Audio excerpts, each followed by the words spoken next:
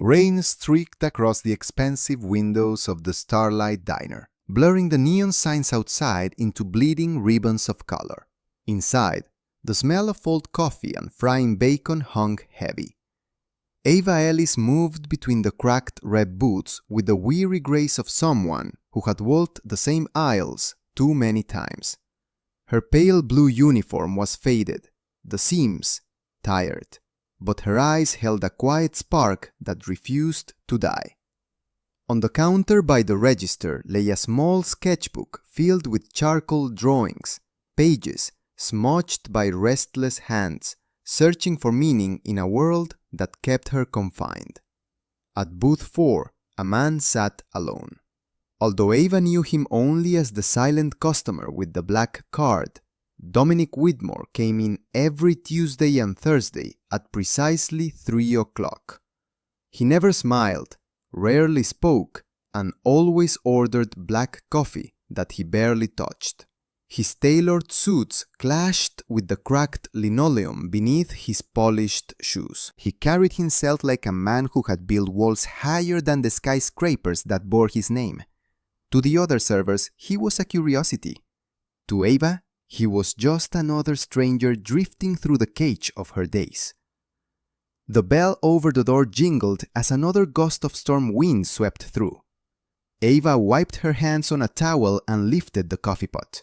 She moved toward booth 4, the floor humming faintly under her shoes. Dominic stared out the window, his reflection pale in the glass, his eyes distant and sharp. The air around him felt colder than the rain outside. "Refill, sir?" she asked softly.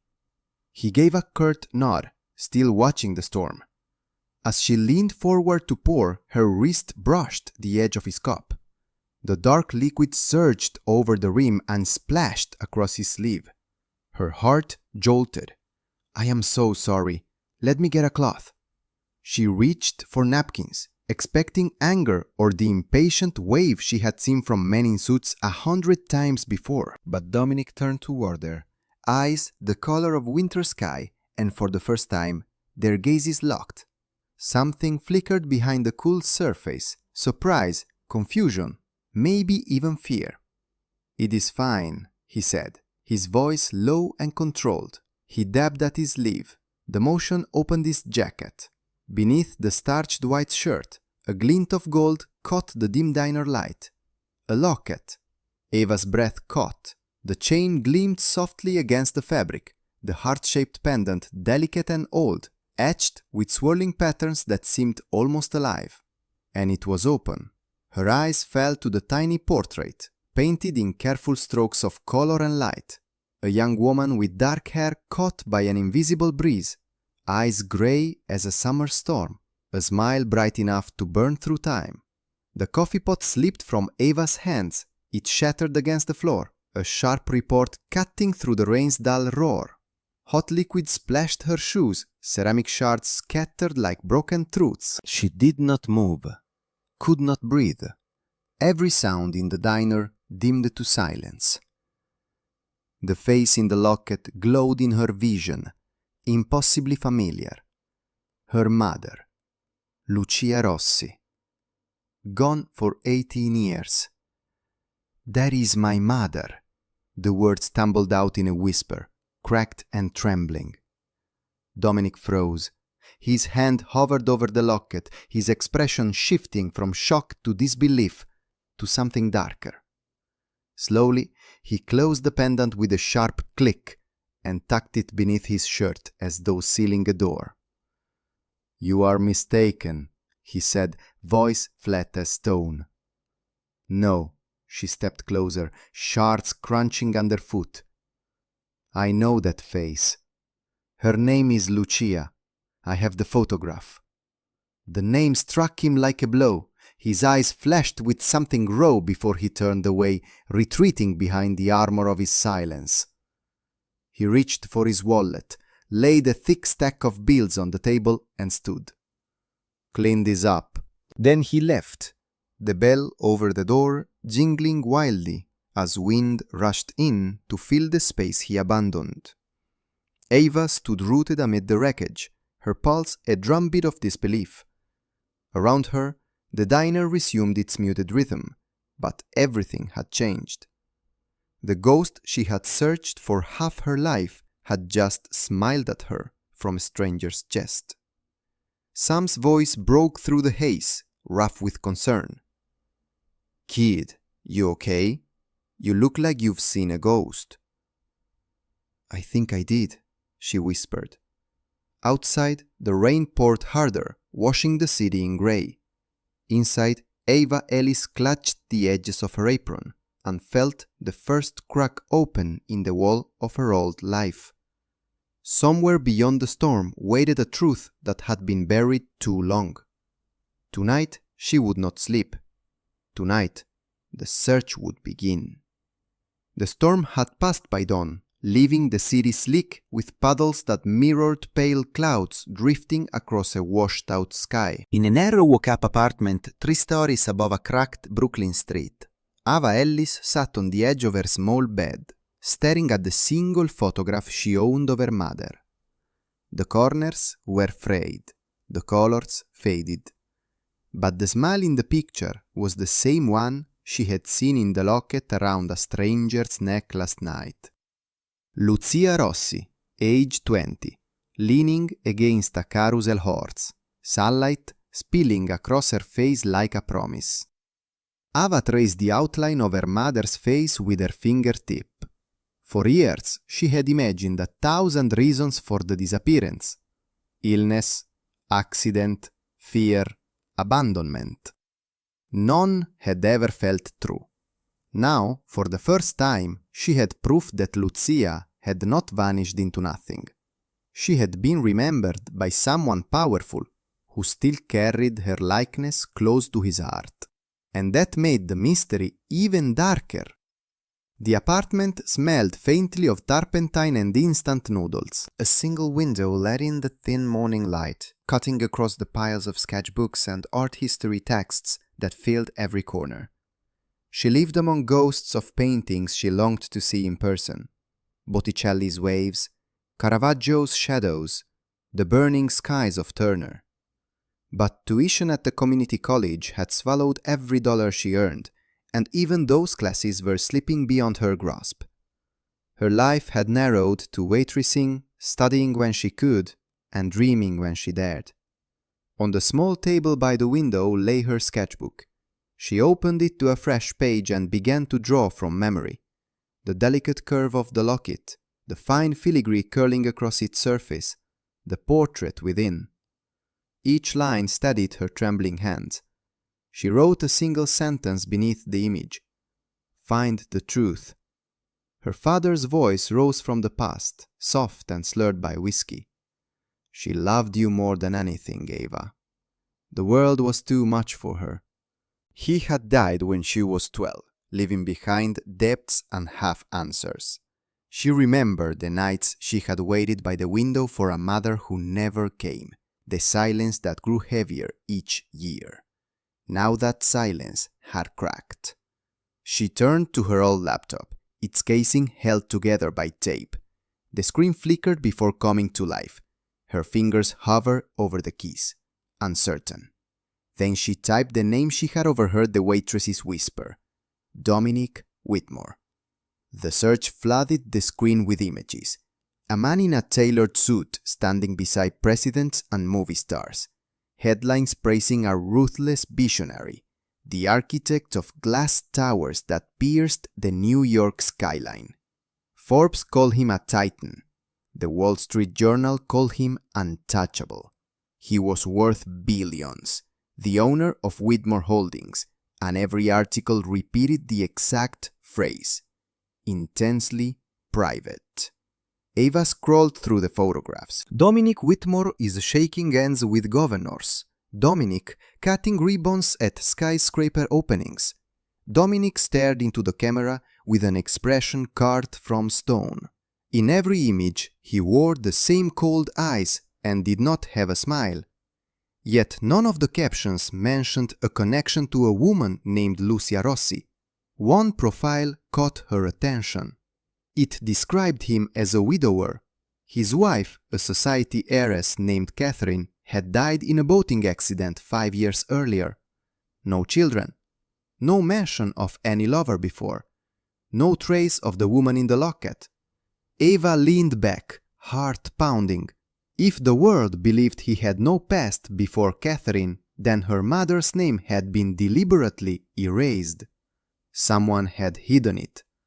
Someone powerful enough to rewrite history. The clock on the wall ticked toward noon. She had a shift at 2, but her thoughts were far from the diner. She glanced at the sketch of the locket again. The portrait inside was too precise to be a coincidence. Dominic Whitmore knew her mother. The question was how, and why he had reacted with anger instead of recognition. She pulled open the nightstand drawer and took out the shoebox that held her memories, the photograph, a few letters from her father, and a thin silver bracelet her mother had left behind. She laid them out in a line, a breadcrumb trail leading nowhere. Then she added the drawing of the locket to the collection. The puzzle finally had a new piece. Outside, the city stirred with weekday noise, horns echoing off damp brick walls. Ava rose and crossed to the mirror above the sink. The reflection stared back with Lucia's eyes. For years, those eyes had been filled with longing. Now they burned with determination. She slipped the photograph into her purse, closed her sketchbook, and grabbed her coat.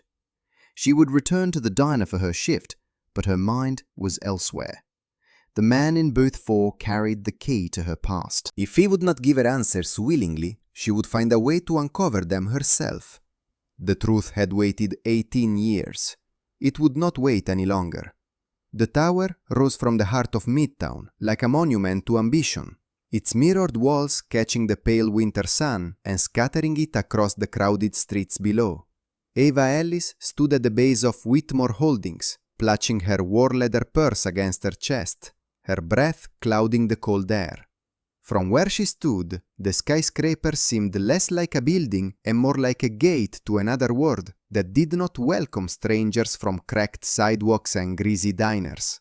She hesitated by the revolving doors, watching the steady stream of people glide in and out. Men and women in sleek suits, phones pressed to their ears, their faces composed and hurried. No one looked at her. She felt the frayed edges of her thrift store blazer and wondered if courage could bridge the distance between her world and his. The lobby swallowed her in silence and marble. The floor gleamed like still water, reflecting a vaulted recessed light ceiling. Air conditioners whispered faintly, scented with lemon and polish. A massive bronze sculpture coiled in the center like an unending knot, its surface catching glints of light that danced across the polished walls. Behind the black granite desk sat a receptionist, a woman with perfect posture and eyes that scanned the room like a lens. Her name tag read Lila. She lifted her gaze as Ava approached, one eyebrow arching ever so slightly at the sight of the nervous young woman standing before her. "May I help you?" "I need to speak with Mr. Dominic Whitmore," Ava said. Her voice wavered, then steadied. "It is urgent. Do you have an appointment?" "No, but it is personal. Please, tell him it is about Lucia Rossi." The name hung in the air like a spark. Lila's expression did not change, but something flickered behind her eyes, quickly masked by professional detachment. "Mr. Whitmore does not take unscheduled meetings. If you would like, I can forward your information to his assistant." Ava shook her head. "This cannot wait. Please, give him my name. Ava Ellis, from the Starlight Diner." The receptionist's faint smile carried both amusement and pity. "I am sorry, Miss Ellis, but that will not be possible." Ava felt heat rise to her cheeks. She had expected resistance, but the polite dismissal cut deep. Around her, people moved like currents, flowing past without pause. She had come too far to be brushed aside. "Please," she said again, her voice trembling but louder now. "Just tell him I saw the locket." That caught attention. A security guard, broad-shouldered and watchful, stepped from the far wall and began moving toward her.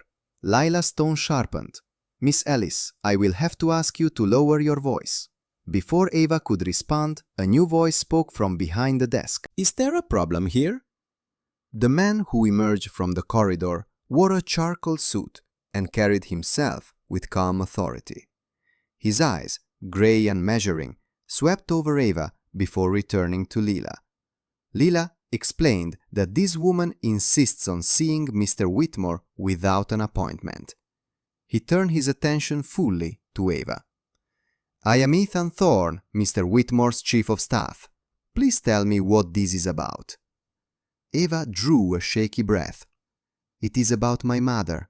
Her name was Lucia Rossi. Yesterday I saw her picture inside a locket Mr. Whitmore was wearing. He told me I was mistaken, but I am not." The man's face did not change, but Eva noticed the slight tightening at the corners of his eyes, the measured inhale before he spoke. "Mr. Whitmore's schedule is complete for the remainder of the day. Leave your contact information and we will reach out." She reached into her purse and pulled out the faded photograph, sliding it across the desk. "Please, just showing this. If he still refuses to see me, I will go." Ethan paused, eyes falling to the image.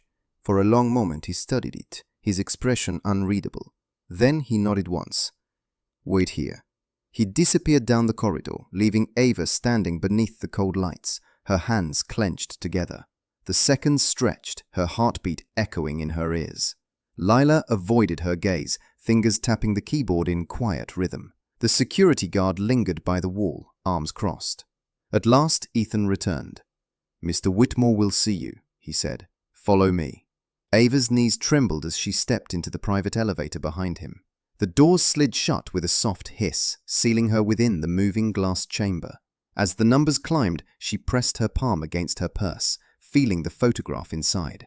Somewhere above, beyond layers of steel and silence, waited the man who carried her mother's face over his heart. The truth was close enough to touch, and for the first time, Ava was afraid of what it might reveal. The elevator opened into silence and glass. Ava stepped into a vast corner office that seemed to float above the city. Floor-to-ceiling windows framed Manhattan like a distant map of lights and motion. The air smelled faintly of cedar and cold steel. At the far end of the room, Dominic Whitmore stood with his back to her, hands clasped behind him, a dark silhouette against the pale horizon. Ethan Thorne gestured for her to enter, then retreated, the doors closing with a muted sigh. Ava was alone with the man who might hold the key to her past. Her heartbeat drummed in her ears. Dominic did not turn immediately. His voice was deep, steady, and laced with irritation when he spoke. "You have 5 minutes to explain why you forced your way into my office and what this absurd claim is about. Then you will leave and never speak of it again." Ava swallowed hard. The quiet power in his tone pressed against her like a wall. But she stepped forward, clutching her purse, her voice trembling yet resolute. "I saw the locket you wear. The woman inside it is my mother. Her name is Lucia Rossi. She disappeared 18 years ago." He turned at last. The light caught his face, revealing the lines scarred by years of control and solitude. His eyes, blue and cold, studied her with suspicion. "Her name was Lucia Rossi," she repeated. "You knew her. You must have." Dominic crossed the room slowly and set the locket on his desk. His fingers lingered on the gold surface as though it burned. When he spoke, the words came from somewhere deep and buried. "Her name was Lucia, yes, but you are mistaken about the rest. She vanished long before you could remember her." Ava shook her head. "Number, she was my mother. She raised me until I was 6. Then one day she was gone. No note, no goodbye. I have searched for her my entire life. And now I see her face hanging around your neck. Tell me why." His jaw tightened. "Because she once mattered to me. Because she betrayed me." The words struck her like cold water. "Betrayed you? How?" He moved to the window again, his reflection fractured in the glass. "I met Lucia when I was young, before any of this, the Empire. She was studying literature, which was full of dreams and poetry. I thought we would build a life together. My family, disagreed. She was not one of us. But I refused to let them decide for me. I gave her that locket as a promise. Eva listened, breath held, waiting for the part connecting their worlds. Then, one day, he continued. She was gone, her dorm emptied, no message, no reason. I searched for months. Investigators, inquiries, nothing. It was as if she had dissolved into air. The only explanation was the simplest one. She left me. Perhaps the money frightened her. Maybe she saw a better future elsewhere. Eva's hands curled into fists. That is not true. She would never abandon someone she loved. She would not leave her child. He turned sharply. She had no child. I am that child, Eva whispered. For a heartbeat, the air seemed to vanish. Dominic stared at her, disbelief etched deep into his features. Then his expression hardened into something colder, a shield slamming into place. Impossible! She reached into her purse and laid the faded photograph on the desk beside the locket. Look at her eyes. Look at mine. He glanced down, then away. Similarities meant nothing against the fortress of his denial. You are chasing ghosts, Miss Alice. Whatever life your mother chose after she left me is not my concern. You are wrong, Eva said quietly. You still wear her around your neck. That is not indifference. That is grief. His breath caught, but he turned away before she could see the flicker of pain. You have your story, I have mine. The past cannot be changed. Then help me find the truth, she said. If she left you, if she left me, let us prove it. If not, let us find out who made her disappear. For the first time, uncertainty crossed his face. The city below shimmered in the glass, a maze of light and secrets between them. After a long silence, he picked up the locket and closed his fist around it. One call, he murmured. That is all. Then this ends. Eva exhaled, her chest tight. She had broken through the first wall, but the fortress still loomed. Somewhere behind its cold stone waited the truth. Two versions of a story, one of betrayal, one of love, lost to something far darker. The rain had returned when Eva stepped out of the tower, a cold mist settling over the city like a veil. She walked without direction, her thoughts tangled and heavy. Behind her, the fortress of Whitmore Holdings gleamed with indifferent light, its mirrored walls hiding the man who had once loved her mother and now denied her existence. She pulled her coat tight around her shoulders and tried to breathe through the ache in her chest. Dominic Whitmore had agreed to make one call. That was all. One call to his security team to pull records buried beneath decades of dust. It was a small concession, but more than she had dared hope for. Somewhere deep within the walls of his empire, the truth had stirred, and Eva could feel the first tremor of change. She returned to her apartment as the city darkened, the streets slick and glistening beneath the lamps. The room felt smaller than ever, the ceiling low, the shadows deep. On the table lay her sketchbook, still open to the drawing of the locket. She sat before it and retraced the delicate lines, her pencil trembling slightly. Beneath the heart-shaped pendant, she wrote 3 words. She did not leave. Sleep refused to come. Memories surfaced instead.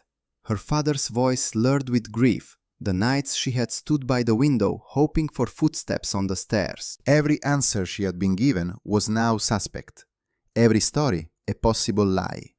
If Dominic found nothing, she would keep searching alone, but the world she knew would split open if he saw something, if even one record carried her mother's name.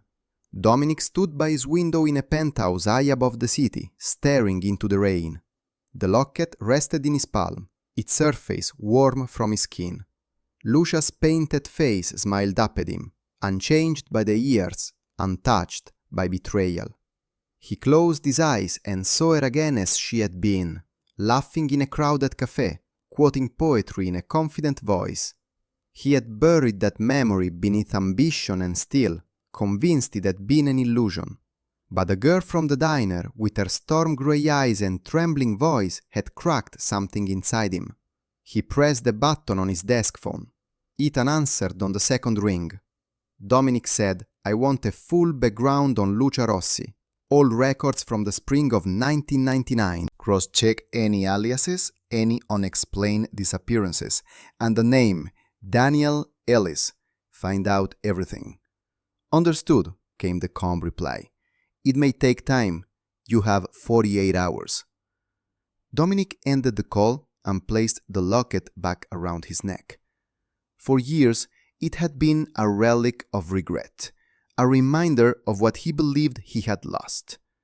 Now it was a question mark, sharp and insistent. The following 2 days unfolded in uneasy rhythm. Ava worked her shifts at the diner, pouring coffee, clearing tables, moving through the motions of a life that no longer fit. Her boss, Sam, watched her with quiet concern but asked no questions. Every moment between customers, her mind drifted to the glass tower, the man behind its walls, to the promise of a truth waiting to be unearthed. Each night she returned to her sketchbook, adding fragments of memory: a carousel horse, a window with rain streaks, the curve of her mother's smile. The drawings formed a map only she could read, a trail leading toward the past that refused to stay buried. On the evening of the second day, her phone rang. The screen showed an unfamiliar number. She answered with a breath held tight. "Miss Ellis, this is Ethan Thorne. Mr. Whitmore requests that you come to his office tomorrow morning at 9. The line clicked dead before she could reply. Ava lowered the phone slowly, her heart thudding. Something had been found. That night, the city hummed beyond her window, restless and alive. She lay awake, listening to the sounds, the hiss of tires on wet pavement, the distant echo of sirens. Beneath the noise, a new pulse beat through her thoughts, a fragile hope edged with fear. In his office, Dominic sat alone, a stack of old files spread before him. Names, dates, transactions, threads of a story long hidden. Among them, one detail burned brighter than the rest. A wire transfer from the Whitmore family trust to an untraceable account, dated just days after Lucia Rossi's disappearance. He closed the folder and leaned back in his chair, the city lights flickering across his face. The wall he had built around his heart was no longer unbroken. The first crack had appeared, and through it seeped the possibility of everything he had refused to believe. Morning light spilled through the skyscraper canyons, washing the streets in pale gold. Ava arrived at Whitmore Holdings before 9, her palms damp against her purse strap. The marble lobby gleamed like a frozen sea, every step echoing louder than it should. Lila greeted her with the same professional calm, but this time there was a flicker of recognition, maybe even curiosity. Without a word, she directed Ava to the private elevator, where Ethan Thorne waited, expression unreadable. "Mr. Whitmore will see you now," he said. The ride was silent, the hum of the elevator filling the space between them. When the doors opened, the vast office stretched again before her, a kingdom of glass and shadow. Dominic stood behind his desk, his posture rigid, eyes fixed on a single folder lying open before him. "Sit down, Miss Ellis," he said quietly. Ava obeyed, her heart pounding. Dominic hesitated before speaking, his voice measured, and each word was carefully chosen. "We searched every record available. Your mother vanished in March of 1999. No employment, bank activity, or trace after that date. But yesterday, we found a discrepancy. An account linked to a private fund, transferred under my family's name." He slid the folder toward her. Inside lay a single page stamped "Confidential." The numbers glared back at her. A large sum wired to a clinic in Connecticut, dated 4 days after Lucia Rossi disappeared. Ava looked up, "What is this? A facility that no longer exists," he replied. "It specialized in secure care, sending people when families wanted them hidden." Hidden, Ava whispered. Why would anyone hide her? Dominic's gaze hardened. Because someone believed she was unstable. There are notes, claims of delusion, paranoia, and fear. But there are no medical signatures, only financial authorization from my father. Your father? She stared at him, disbelief cutting through her. He nodded once. He was capable of such things. He would have acted if he thought Lucia threatened the family or my future. Ava's pulse quickened. So she did not leave you, she was taken. It is possible, he admitted, though the word sounded fragile in his mouth. We have no records of her release, only that the clinic was dissolved 5 years later and the patients were transferred elsewhere. Ava's fingers tightened around the page. My mother spent years in some hidden place and no one knew.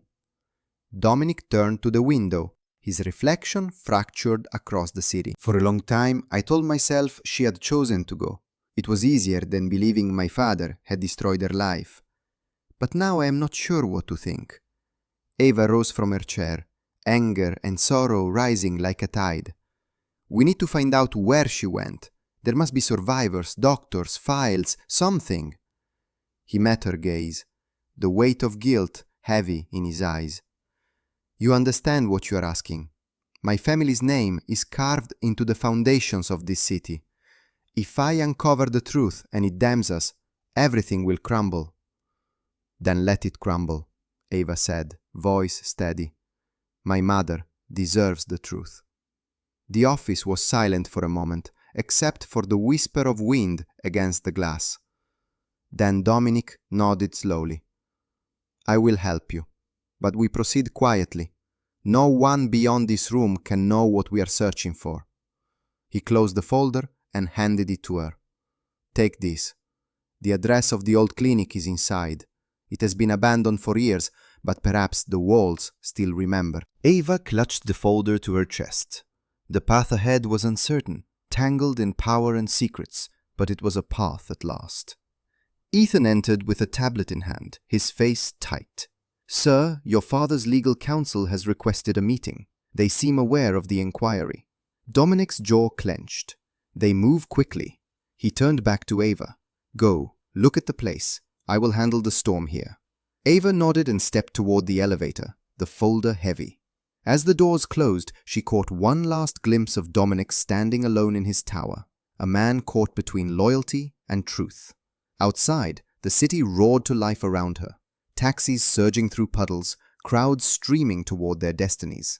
Ava walked against the current, clutching the first real fragment of her mother's story. Somewhere beyond the skyline, the past waited to speak in the ruins of a forgotten clinic.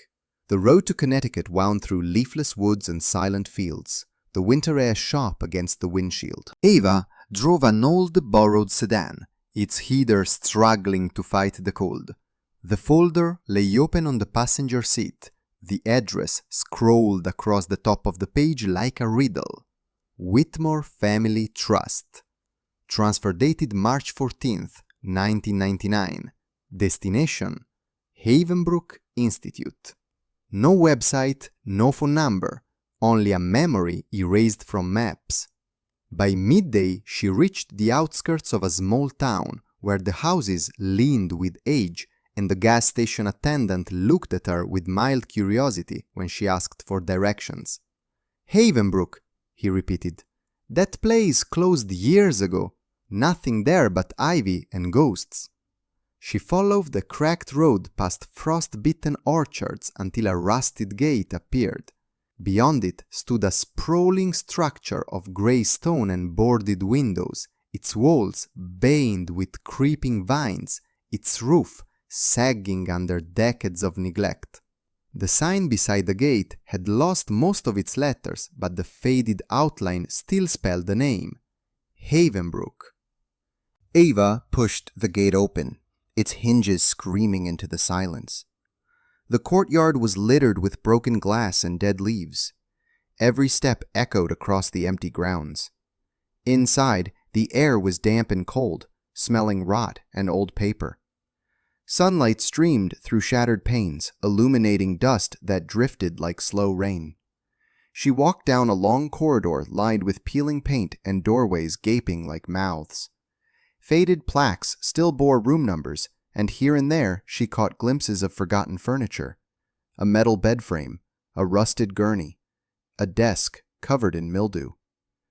The silence pressed close, heavy with the weight of everything hidden. In what had once been the records office, she found filing cabinets overturned, their drawers gaping, their contents scattered across the floor. She knelt and sifted through the papers, most too damaged to read. Patient logs, invoices, letters. Her fingers trembled as she turned each page, searching for the name that had haunted her life. Lucia Rossi. She found it near the bottom of a torn ledger, the ink blurred but still legible. Admission. March 15th, 1999. Condition: anxiety, delusional suspicion. Subject claims to be under surveillance by a powerful family. Notes: transfer authorized by J. Whitmore. No discharge date recorded. Ava pressed her hand to her mouth, tears stinging her eyes. The truth was here, buried in mildew and silence. Her mother had been taken, not lost. Locked away under pretenses, silenced by a signature. Footsteps broke the stillness. Ava froze, her heart thudding. Someone else was in the building. She rose slowly, clutching the folder to her chest. A shadow moved across the far wall, long and deliberate. "Hello," she called, her voice trembling. No answer, only the soft creak of floorboards. "It's closer now." She stepped back into the corridor, her breath clouding in the cold air. The figure appeared at the far end, a tall man in a dark coat, his face hidden beneath the brim of a hat. They stared at each other through the dust and light for a moment. Then he turned and walked away without a word, disappearing around the corner. Ava hesitated, torn between fear and curiosity, then followed. The hallway opened into a small office where sunlight pulled through a broken skylight. On the desk lay a box, its lid half open. Inside were old photographs and name tags, brittle with age. She found one that made her knees weak, a picture of her mother, hair cropped short, eyes wide with confusion, a number pinned to her blouse. She slipped the photograph into her coat and turned back toward the entrance, the image burning against her heart. Whoever the stranger was, he was gone now, leaving only the echo of his steps behind. Outside, the sky had dimmed to silver. Ava stood by the gate, staring at the empty road. The truth was no longer hidden, but it came with questions more dangerous than she had imagined. She climbed into the car and started the engine. As the building receded in the mirror, she whispered to the photograph in her hand. "I found you, Mama. I will bring you home." Far away, in his glass tower, Dominic Whitmore watched the city lights flicker against the storm clouds and wondered if the ghost he had buried would finally come calling. The highway stretched empty beneath a sky bruised with twilight as Ava drove back toward the city. The folder lay open beside her, the ledger page and photograph trembling with every turn. Her mother's eyes stared up from the faded print, filled with confusion and quiet terror. The signature beneath the admission form burned brighter than the rest. J. Whitmore. The proof was undeniable. Dominic's father had orchestrated her disappearance, but the stranger in the hat lingered sharper in her mind than the ink on the page. He had moved with purpose, not like a vagrant or trespasser. He had known she would be there. The thought followed her all the way to Brooklyn, through the dim stairwell and into the solitude of her apartment. She set the folder on the table and paced the small room, heart restless. The photograph lay in her palm, fragile as ash. She wanted to call Dominic, demand answers, and force him to face what his family had done. But she hesitated. The danger had become real somewhere between the discovery and the stranger's silence. A knock at the door shattered the thought. Ava froze. The sound came again, steady, deliberate. She crossed the room and pressed her eye to the peephole. A tall man stood in the hallway, hat in hand, coat damp with rain. The dim light shadowed his face, but she recognized the outline instantly. She backed away from the door. "Who are you?" she called. A pause, then a calm voice. "I mean no harm, Miss Ellis. My name is Samuel Crane. I used to work at Havenbrook." Ava hesitated, her fingers tight on the chain lock. How did you find me? You left your car near the gate. The registration led me here. I need to speak with you before someone else does. Something in his tone, a weary urgency, pushed past her fear. She unlatched the chain and opened the door a crack. The man entered the light, his face lined with age and regret. His eyes, pale and steady, carried the weight of long-buried secrets. "Please," he said, "may I come in?" She nodded and stepped aside. Inside, he removed his hat and looked around the modest apartment before settling into the chair opposite the folder. "You found her record," he said softly. Ava sat across from him. "Tell me the truth. What happened to my mother?" Crane clasped his hands. "Lucia Rossi was brought to Havenbrook under a private order. We were told she suffered from delusions, that she believed influential people were after her. But she was lucid, gentle. She painted and read poetry to the nurses. She spoke often of her daughter." Then why keep her there? Because money speaks louder than reason. The man who signed the transfer visited once. Older, cold, precise. He warned us that others would suffer if Lucia spoke of what she knew. After that, her mail was intercepted and her visitors were denied. Ava's throat tightened. What did she know? Crane shook his head. She spoke in fragments. She said she had discovered something about the Whitmore Trust, funds tied to offshore accounts, charities that did not exist. She believed her life was in danger. Then, one night, she vanished from her room. No record of discharge, no transport orders, just gone. Gone? Where could she go? He met her eyes. She was moved to another facility, a private estate owned by the Whitmores in upstate New York. I tried to find her, but the institute closed soon after. Ava gripped the photograph. You waited 18 years to tell someone.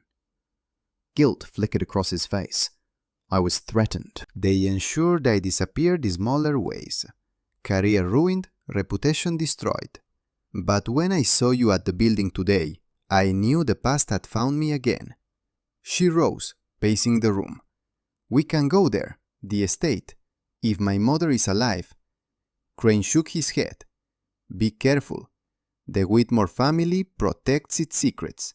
You cannot fight them alone. A knock interrupted him, louder this time. Ava stiffened. Crane's eyes darted to the door. Through the peephole, two men in dark suits waited, their expressions blank, movements rehearsed. Crane whispered, "They found us." Ava's breath caught. The walls seemed to close in. The truth she had sought for so long had finally answered, but it came wrapped in danger that now stood outside her door. The pounding on the door grew harder, echoing through the small apartment like a heartbeat out of rhythm. Ava stood frozen, the photograph of her mother still clutched in her trembling hand. Samuel Crane rose slowly from the chair, eyes fixed on the entrance. His voice was low, urgent. There is no time. You cannot open that door. Who are they? Ava whispered. Whitmore security, most likely, or someone worse. They are not here to talk. The lock rattled. Ava's pulse quickened. She turned toward the back of the apartment, the narrow kitchen leading to a fire escape beyond the fogged window. Crane crossed the room with a surprising speed, grabbing the folder from the table and slipping it into her coat. Take these and go. What about you? I will slow them down. They want the files, not me. She hesitated, torn between fear and the instinct to stay, but his eyes were steady, his voice firm. Go now, Ava. Your mother's truth depends on it. The sound of splintering wood jolted her into motion. She raced through the kitchen, shoved open the window, and climbed onto the sleek metal steps. The cold air bit into her skin as she descended into the alley, rain beginning to fall in soft, steady sheets. Behind her, the door crashed open. Voices shouted. She glanced up and saw shadows filling the window. Without thinking, she leapt the last few steps and landed hard on the pavement, knees scraping. Pain flared, but she kept moving, darting between overflowing trash bins toward the street. The city blurred around her, lights smeared by rain and adrenaline. She pushed through the crowds on the sidewalk, clutching her coat closed, the folder pressed against her ribs like a heartbeat. Every passing car felt like a threat, every reflection in a window a watching eye. At the corner, she ducked into a subway entrance, the roar of a departing train echoing below. The station smelled of damp concrete and electricity. She bought a ticket with shaking hands and stepped onto the platform, scanning every face. None looked familiar, but the unease stayed, coiled in her stomach. When the next train arrived, she slipped into a nearly empty car and sank into a corner seat. The doors closed with a metallic hiss, and the train lurched forward. Her reflection stared back from the darkened window, pale, eyes wide, hair damp from the rain. She pressed her forehead against the glass and tried to steady her breath. Samuel's words replayed in her mind. A private estate, moved in secret, still alive maybe. If his statement was true, her mother might be hidden in some forgotten mansion wing that the world had never seen. And Dominic, did he know? Or had he been a victim of his father's cruelty too? The train rattled through the tunnels, a rhythm that matched the storm in her chest. She reached into her pocket and pulled out her phone. A single number glowed on the screen. Dominic Whitmore. Her thumb hovered over the call button, then stopped. If his security was haunting her, she could not trust him yet. The train slowed at the next station. Ava rose, stepped off, and followed the signs to the street. Above ground, the rain had thickened into a curtain of silver. She pulled her hood up and started walking with no destination, only movement. Blocks blurred into one another until she found herself beneath the flickering sign of an old motel. Vacancy glowed in red letters. She hesitated, then stepped inside. The clerk barely looked up as she paid cash for a room. Inside the small space, she locked the door, drew the curtains, and sat on the bed. The hum of the heater filled the silence. She opened the folder once more, studying the ledger and photograph by the thin lamplight. Her mother's eyes seemed to plead from the page. Ava whispered into the quiet, "I will find you." A floorboard creaked outside the door. She held her breath, heart thundering. After a long moment, the sound faded, swallowed by the rain. She switched off the lamp and lay back, clutching the folder to her chest. Sleep came in fragments, haunted by echoes of footsteps and the shattered face of a man in a hat. Somewhere beyond the storm, the truth waited, fragile, dangerous, and closer than ever. The morning arrived gray and heavy, the motel room steeped in the stale scent of damp carpet and fear. Ava sat at the small table by the window, the folder spread before her, the photograph of her mother resting on top. Sleep had brought no rest, only fragments of memory and the echo of Samuel's warning. Every sound outside, the rumble of a car, the creak of a door, felt like a threat drawing closer. Her phone buzzed. The screen flashed an unknown number. She hesitated, then answered. "Miss Ellis." Dominic's voice was quiet, strained. "You need to tell me where you are." "How did you find me?" she asked. "I have people looking for you, because others are as well. You are not safe. My father's counsel visited me last night. They know what you found. Ava gripped the phone tighter. They came to my apartment. 2 men. Samuel Crane was with me. Silence stretched on the line. Did they harm you? No, but I had to run. Dominic exhaled, the sound weary and low. You must meet me. We cannot speak of this on the phone. There is more. Things I discovered after you left. How do I know I can trust you? Because, he said after a pause, I no longer trust anyone else. She listened to the weight in his words, the fracture in the man who once stood untouchable in his tower. Where? The old Whitmore shipping yard in Queens. Noon. Come alone. The line went dead. Ava closed the folder, slipped it into her bag, and left the motel with her hood pulled tight. The rain had eased to a mist, the streets slick and shining. She took the subway, changing lines twice, watching reflections instead of faces.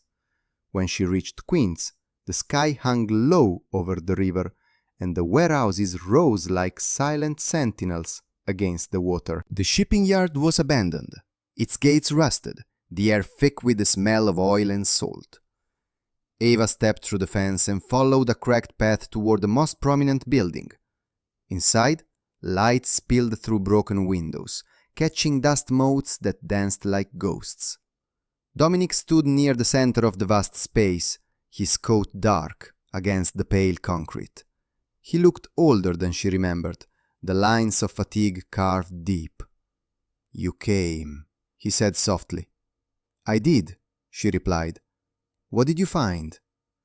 He reached into his coat and produced a document folded in thirds.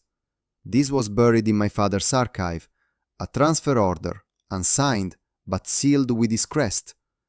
Lucia Rossi relocated to Whitmore Estate, Hudson Valley, but there is no release date.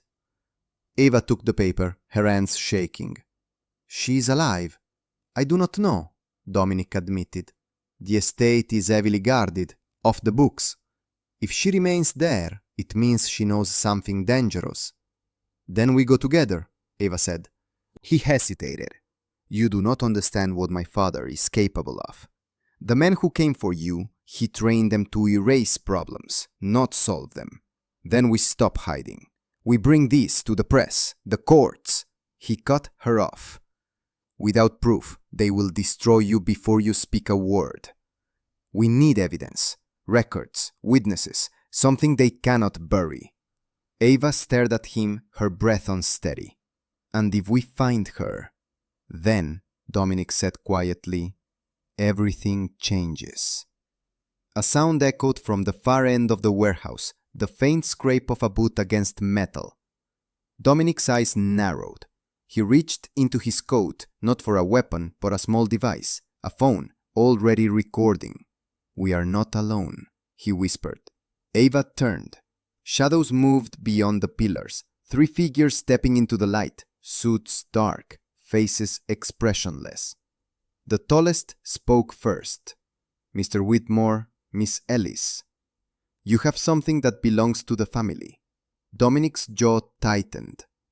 You mean the truth? The man's voice was calm, almost kind. Hand it over, and you both walk away. Ava's heartbeat thundered. She glanced at Dominic. His eyes met hers, steady and resolute. He slipped the document into her bag and whispered, Run when I tell you. What about you? I built this empire. It is time for me to face what it costs. The men advanced. Dominic stepped forward, voice sharp with authority. She is under my protection. Ava took a step back, clutching the bag. The air felt electric, heavy with the weight of choice. Somewhere beyond the walls, sirens wailed in the distance, a warning or a promise. The storm had begun, and there was no turning back. The sound of footsteps echoed across the warehouse floor, sharp and deliberate. The 3 men fanned out, their movements precise, their silence more threatening than any shout. Ava's breath came shallow and quick as she clutched the bag against her chest. Dominic stood motionless beside her, a figure carved from steel, eyes fixed on the intruders. The tallest of the men spoke again, his voice smooth and measured. "Mr. Whitmore, your father requests your cooperation. There is no need for this to become unpleasant." Dominic's tone was calm but unyielding. "Tell my father he no longer commands me." The man's expression did not change. "Then I will deliver the message myself." He lifted a hand slightly. The other two stepped forward. Dominic moved first. He pushed Ava behind him and strode toward the nearest pillar, drawing their attention. His voice cut through the echoing space. "You want the file, not her. Let her leave." One of the men reached for a weapon beneath his coat. Ava froze, her pulse roaring in her ears. Dominic's eyes flicked toward her, a silent command. "Go!"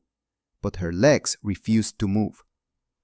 The first shot cracked through the silence like thunder. It struck the concrete near Dominic's feet, scattering dust and shards of stone. Ava gasped. Dominic didn't flinch. "Enough," he said. "You shoot me and the world learns everything. Every transaction, every name. I made sure of it." The man hesitated, his grip tightening. Dominic stepped closer, his voice steady. "Walk away. This is your last chance." The intruders exchanged glances, calculation passing like a signal between them.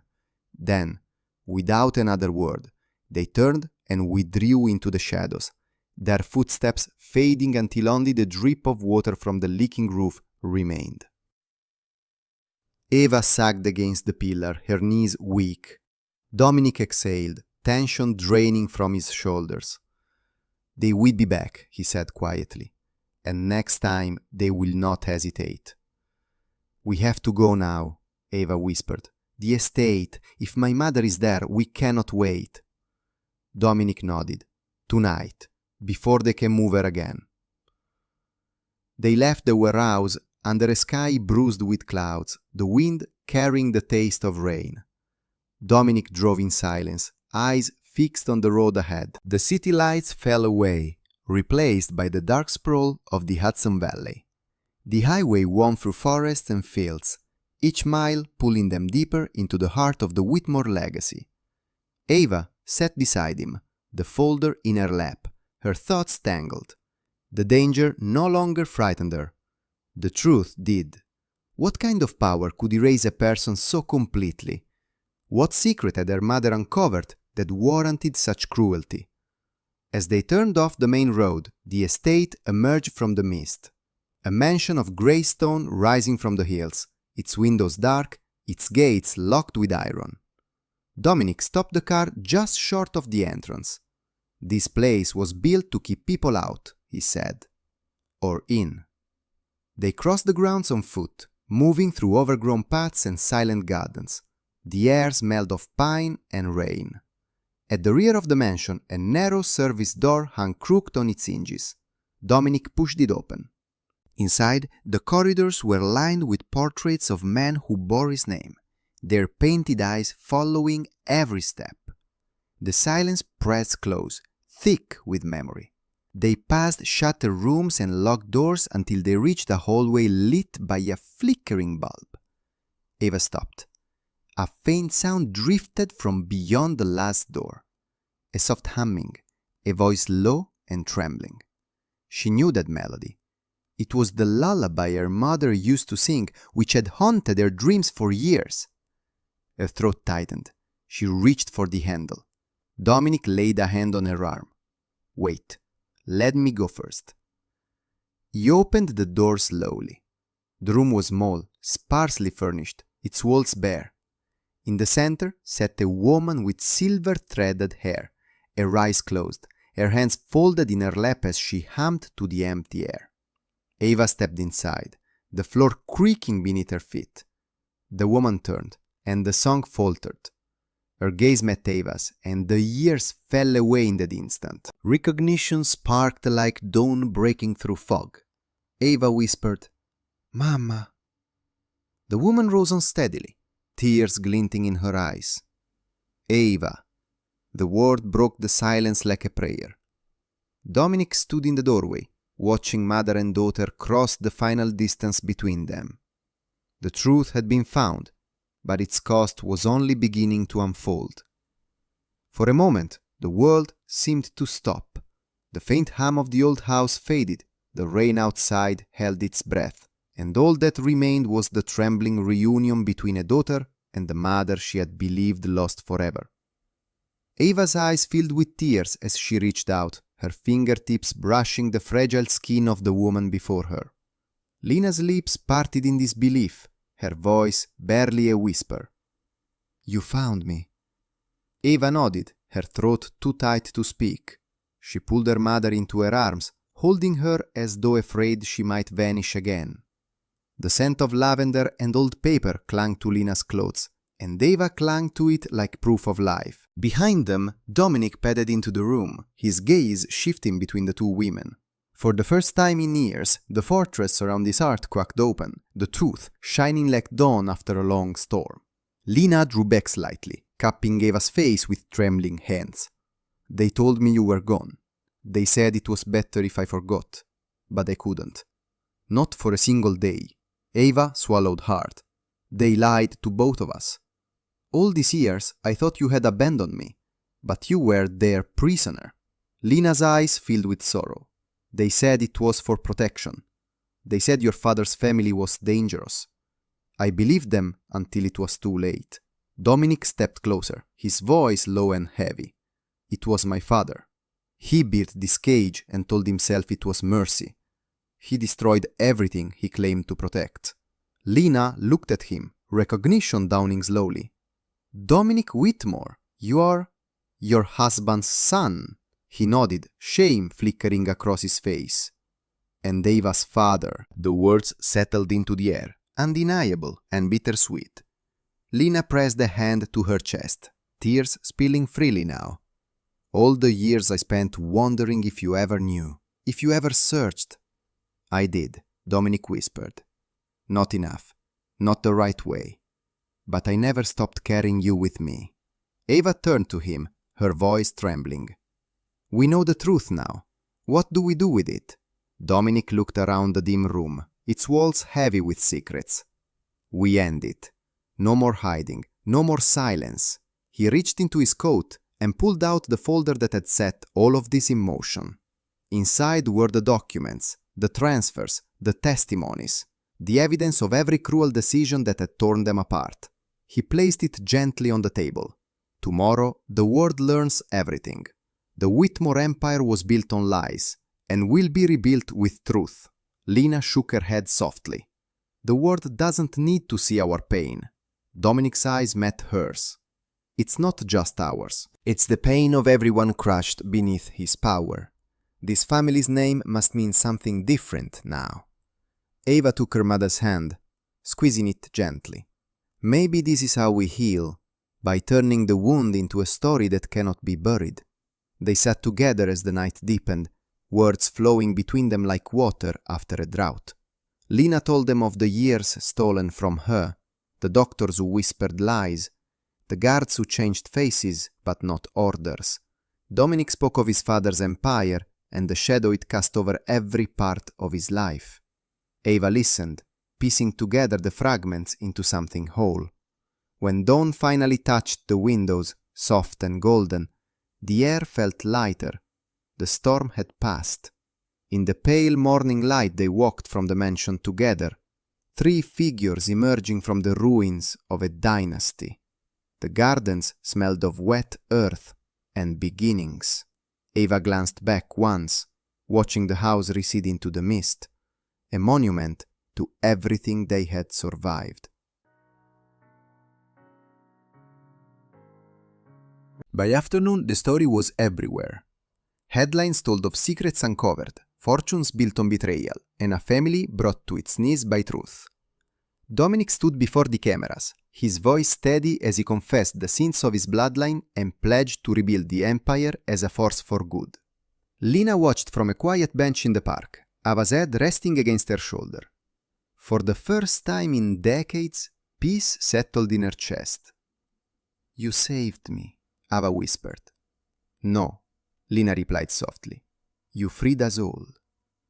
As the sun climbed higher, warming their faces, Ava opened the locket that now hung around her neck. Inside, her mother's portrait smiled back at her, no longer a mystery, but a promise. The past had written their pain, but the future was theirs. Together, they stepped into the light.